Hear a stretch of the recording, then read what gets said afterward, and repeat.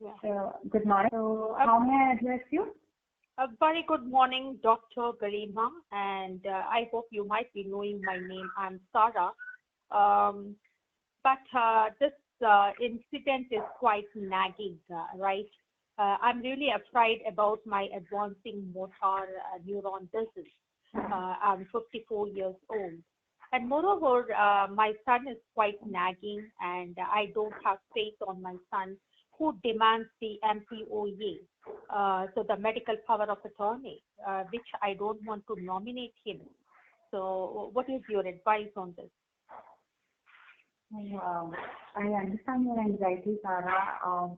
You're already dealing with a motor neuron disease and it's advancing, plus you are undecided about your medical power of attorney. Must be difficult for you. I hope you know that it is not mandatory to appoint a medical power of attorney. It's your right and absolutely your decision as to who and when you want to appoint. In case you do not appoint a medical power of attorney, um, if the court decides about your treatment, who to, I'm sorry. Yeah, so it's your right and absolutely your decision as to when and who you want to appoint as your medical power of attorney. That's what you're right. I believe that because as of now, I don't have an idea. I didn't give concern to my son to get himself nominated for Okay. this medical power of attorney. I have to tell you the truth, doctor. He himself appointed as he appointed himself as the medical power of attorney without my consent, as he thinks that my mental health is declining. This is quite annoying, and I'm very much anxious and restless about his, selfish attitude. And moreover, I don't think my, son could do the justice to me at my old age. I have to brief out, a few things that happened in my life. Actually, I'm not that close to my son who lives, as of now, because after my spouse death, almost so many years, I just lead a lonely life. I'm not that close to my son. So I don't trust my son, but he's pressurizing. That's my concern as of now. Must be so hard for you. I understand your apprehension. Let me see, Sarah, if I can clear certain things to you. I would like to highlight 2 points here now that we are discussing this. First, let me tell you that nobody can appoint themselves as a medical power of attorney. As I've already told you, it is your right and your decision. I am saying that again. As to when and who you want. Nobody can just come and say because they are the immediate relatives of yours or for that matter for any other patient, just because they are blood relatives or immediate relatives, they cannot themselves appoint as the medical power of attorney. Secondly, for a person to be able to appoint somebody as their medical power of attorney, they have to be physically as well as mentally in the best of their health at that moment while they are appointing somebody. Otherwise, the document is invalid. Otherwise, it's not legally valid. So, So that's yes, my question probably. to you. Let me ask this question directly to you that I'm speaking to you. I feel that, yes, I agree that I suffer from this advancing motor neuron disease. But I believe that as of now, I'm in a condition to decide things. So Yeah. if I give this power of attorney to my son and, willingly or unwillingly, I'm afraid definitely he could arrange for euthanasia or other, palliative care, that would really put an end to my life. Sarah, 2 things here. First thing, no patient can ever be denied palliative care because that is their absolute right. So yes, even if you have appointed anybody willingly or unwillingly as your power of attorney, palliative care cannot be refused. It will be given to the patient whenever end of life care is decided. Also, the same thing applies to euthanasia. Also, nobody can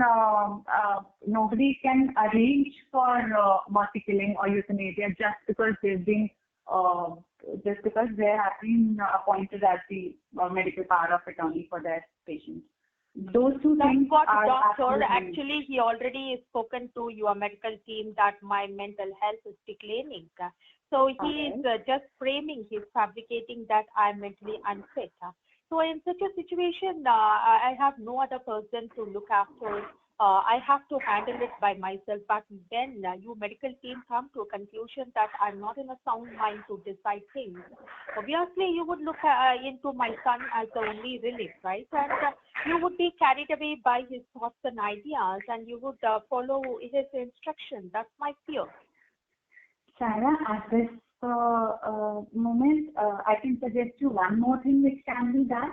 As I understand, as of right now, you are in a good physical and mental health. The best thing for you will be to go for advanced care director and a will. Are you aware of that? Are you aware of this thing? No, I'm not. Could you please explain it in detail? All right. So there is a legally valid document called Advanced Care Directive, where you can, because right now you are in a sound stage, you can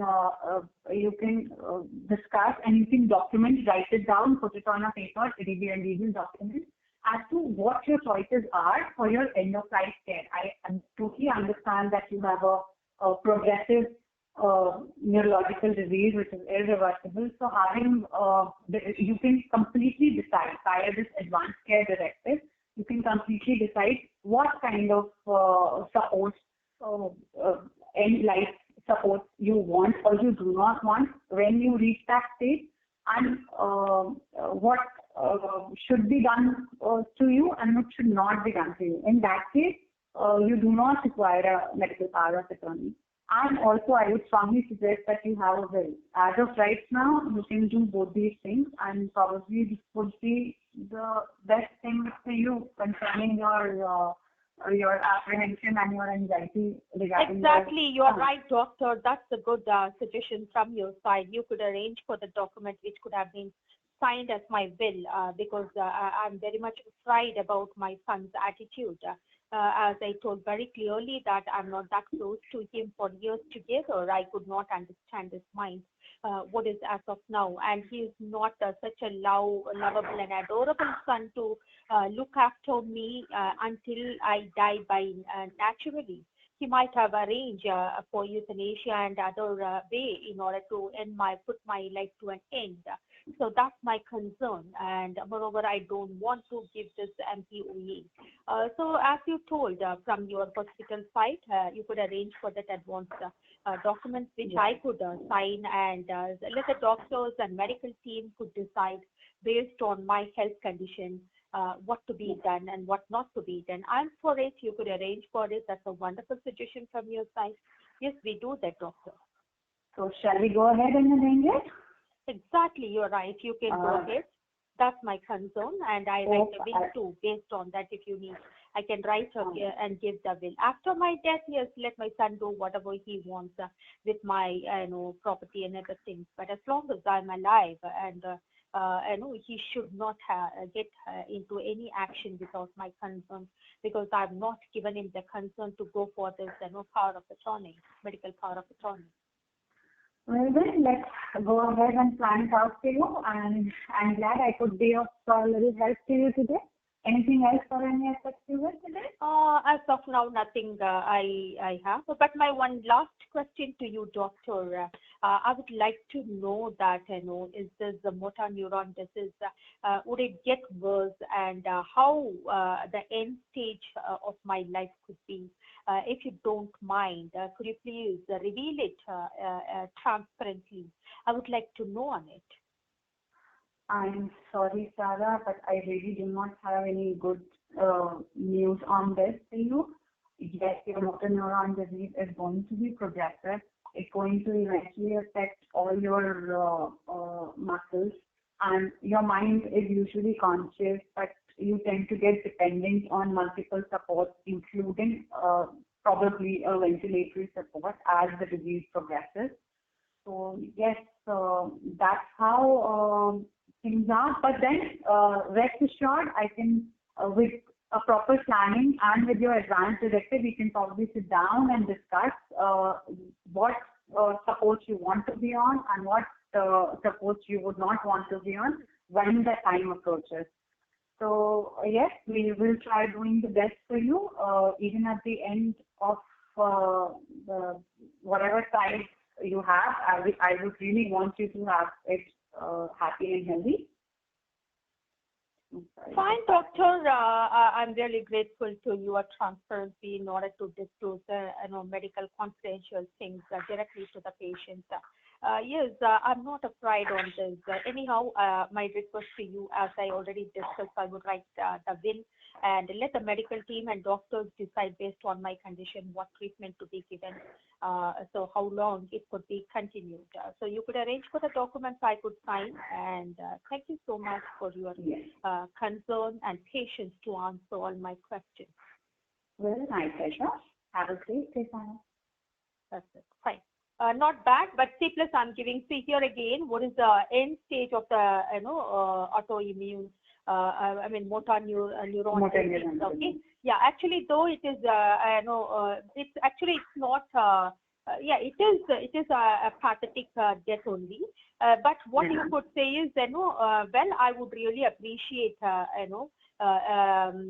your willpower to know what is the end stage, because people would be panicked and they would not like to know what kind of death they would face. But I really appreciate so that you are not panicked and your willpower to know what it could be. But it is actually this. You can say that it is an advancing disease which would get worse day by day. Right, and the condition eventually leads to death. So death is inevitable. It is incurable. No, the person cannot get back to normal shape, whatever age they get this particular problem. Though I'm 54 years old, because my age is 54, though I'm 54 years old, within a short span of time, then the condition eventually leads to death. But how long it takes, to reach the end stage, it depends on, right? That you could say. First, you give the positive information. What you can say that, yes, actually, this kind of diseases, it is incurable. We could not cure.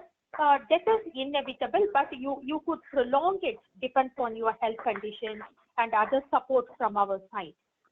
So that you could say. And moreover, generally they say that the end of life for someone with this kind of motor neuron disease is usually, it's not distressing. It is not that distressing as you say.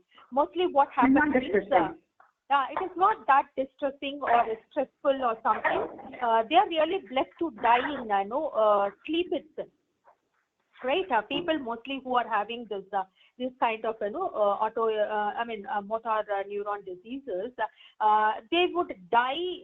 The person with the condition, they will die in their sleep. Mostly by sleep itself, they will die. That is actually wonderful death. So while you are sleeping, if you are dying, that is really good, right? At the end stage, the gradual weakness, but breathing could be little problem, right?